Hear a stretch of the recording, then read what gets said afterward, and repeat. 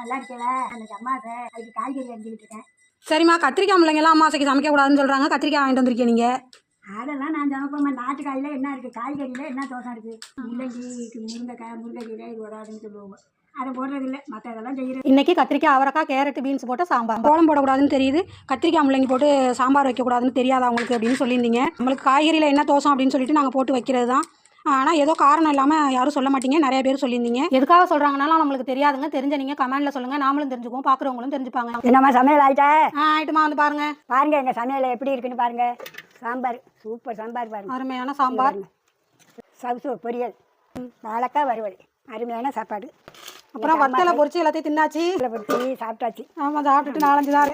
சவ்வரிசி வத்தல் இது இதில் பாருங்கள், தூளாக இருக்கா, அது அள்ளி வாயில் போட்டு கொண்டியா இருக்குது. நம்ம வீடியோ போட்டிருக்கோம், அது மாதிரி நீங்களும் செஞ்சு சாப்பிடுங்க. சவ்வரிசி வத்தல் ரெடி பண்ணி இருக்குது, வேணும்னா ஆர்டர் போட்டுக்கோங்க. வீடியோ பிடிச்சிருந்தா லைக் பண்ணுங்கள், சப்ஸ்கிரைப் பண்ணுங்கள். பாய்.